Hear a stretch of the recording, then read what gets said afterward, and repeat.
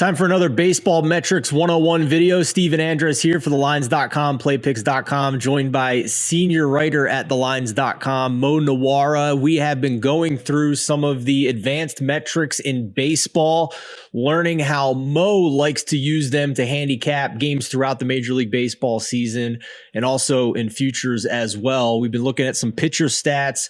In previous videos, we looked at fielding independent pitching, FIP, we looked at xERA.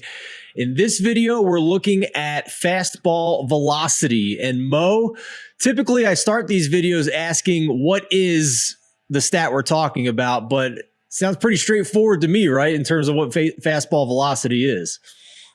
Yeah, this is the opposite of an advanced stat. I think people have been tracking pitcher fastball velocity since somebody was throwing a baseball professionally, probably. I guess I don't even, maybe they probably didn't have radar guns in the very early days, whenever radar guns were invented, right? Yeah. So this is not a stat that's like hard to understand. The important part is, I guess, like understanding how to implement it and just use it, and what sort of ways you can use it, I guess, because I think a lot of people probably are well aware that high fastball velocity is good, right? But right. It's a little more nuanced when it comes to how you're going to use it, I guess. So give us some insight here. How have you used it in the past, and how do you plan to use it in the future? I have to first give credit to this writer on Fangraphs, who I think it's Podhorser. He's always doing these articles where he talks about the spring fastball velocity risers. It's really like clued me into, there's very few things you can take away from spring training, right? But one of the things you actually can take away is jumps in fastball velocity, because dudes are just going out there throwing pretty much like they are in the regular season, right? So if there's a guy throwing significantly harder in the spring, then he's probably going to throw harder in the season, especially because usually most pitchers start out at a lower velocity at the beginning of the season because they have to ramp up their arm. And it's usually a really good sign if a pitcher's throwing harder in the spring and early in the season. And that's the thing about fastball velocity, is it stabilizes very quickly. You don't need a ton of sample. Like we were talking about these other pitching metrics. Well, I was saying you need to look back through years, right? Mm-hmm. You need to know if a guy can outperform his peripherals, you need years of data, but you might need like 5 minutes of data to realize a guy is throwing harder. And usually throwing harder is better. I mean, it's not universal that the hardest throwers are the best, obviously, but there's a reason scouts have been looking for guys who throw hard for 100 years, right? Mm-hmm. So it's usually meaning a guy has made a gain in true talent level. If his fastball velocity is up, even like 1 mile per hour can be like a pretty big jump. Yeah, that was my next question for you, is context here. What is a big jump and what is maybe a minor jump?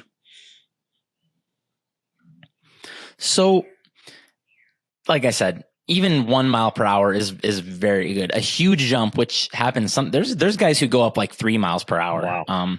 I think Yusei Kikuchi a couple years ago. So his debut season was like pretty poor when he came across from Japan. He still hasn't become like what you would call a good pitcher. I think he's like closer to league average, but his peripherals are very good. And he started striking out a lot more guys when he started throwing 95. When he came over, he was throwing like 91, 92, I think. And now he's throwing like 95 from the left side, which is like close to premium velocity.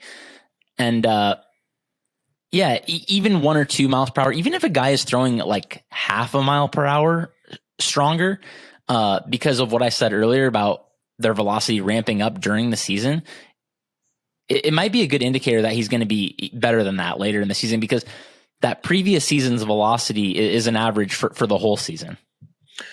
On the opposite end of this spectrum, when you're looking for pitchers to fade, is it as simple as applying that same kind of curve for increased velocity to decreased velocity, where 1 mile per hour drop is a big deal, or is it a different type of scale when you're looking at dips in velo? Yeah, I would say generally losing a mile per hour is pretty bad, but it honestly depends on where a guy is at kind of on the spectrum, if that makes sense. So like, for example, if you have like a right-handed starter, he's throwing 92 and he gets down to 91, you're kind of starting to get into the territory of where it's like not really a major league fastball anymore. Mm-hmm. You know what I mean? Yeah. 91 to 90, like these are worse drops, right, than like say 96 to 95, even though it's still 1 mile per hour, but you're throwing 95. That's still above average major league fastball for a right-handed starter. You know, like somebody comes out like Noah Syndergaard, maybe he's throwing 99 or whatever in his prime, right? He loses a couple miles per hour. He has room to lose miles per hour and still have a very effective fastball. Then on the other hand, you look at a guy like, I think a good example is like Dallas Keuchel. So when he was like competing for Cy Youngs, he was throwing, 92, I think, something like that. And that's okay, especially for a lefty. But now that he's throwing like 89, it's pretty bad, and his results are not that good anymore. And you just cross a threshold basically where your fastball isn't major league quality anymore. And some guys like Keuchel and Greinke can kind of hang on because their secondaries and their command are so good. But that's all what you have to be looking at when you're trying to determine how important these drops and gains are. The other question I kind of have here is a little bit more big picture, and in terms of how you are taking fastball velo data and using it in concert with some of the other pitching stats we talked about, whether it's FIP or xERA. So can you think back to maybe a season ago, or maybe even further than that, if one comes to mind, where whether it's a futures market or whether it's just daily handicapping of games, the context in which, or the weight in your head in which you're looking at velo compared to some of these other pitching statistics that we've talked about? I think generally, you're looking at the statistics like we talked about, like FIP and stuff, more so to determine a pitcher's true talent level. And what you want to look for in the velocity is just changes, basically. So that can clue you into maybe a pitcher's talent level has jumped or dropped. I would say, like I said, Kikuchi is a good example. Another one from last year was Robbie Ray. If anybody watched Robbie Ray early, they probably saw him throwing 95 again, which is what he was throwing when he was a very good pitcher, and then he was very bad for several years. And if you bought in early, you could have got a pretty spectacular Cy Young price, right? And I don't know. I guess he was probably like 75 to 1 or something, if not higher. Early. He probably wasn't even on the board, right? Early on. Everybody was on Garrett Cole early, and nobody was even thinking about Robbie Ray. Yeah, and it just like can be the first clue, basically, that something has changed with this pitcher. And you do want to see if anything else is changing, right? But it's basically should be like a warning light, I guess, is what I'm getting at. Like, okay, I need to dive deeper and see if something is changing here. See if their pitch mix has changed. See if they're missing more bats. Make sure they're not walking extra guys just because they're throwing harder. Maybe they're having trouble commanding it, but usually throwing harder is going to be better for their results. Last question for you, Mo. For the guys that don't throw 95 plus, the guys that, and we're not talking about dips in velocity or even increases, but the guys that generally sit around that borderline major league velo in that low 90s range. Obviously that's not ideal for a fastball, and if they're sitting there and they're consistent with that. So how are you, if we're starting with the given that it's not ideal velo, what are you looking at to determine whether or not this is actually a good pitcher or not? And you want to see how their secondaries play. Are they missing bats still generally? Are they throwing the fastball less and throwing their secondaries more? Some guys make that adjustment pretty quickly. I think looking at spin too is big.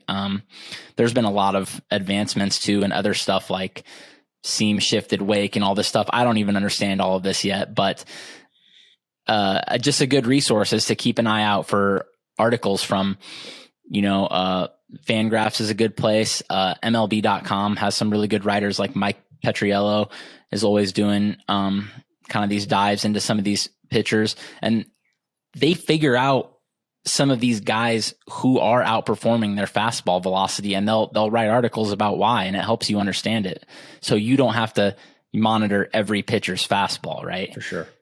Yeah, and of course, some guy I know named Mo Nawara will be writing articles throughout baseball season on thelines.com to highlight when there are big differences between the price on a player in a market or a team on a daily basis in a game, and what these advanced metrics are showing as well. So, Mo, as always, appreciate the insight. Such valuable insight for not only in-depth baseball fans, but the casual fans that are trying to learn more about how to better handicap these games. So thanks again for joining us, man. Appreciate it.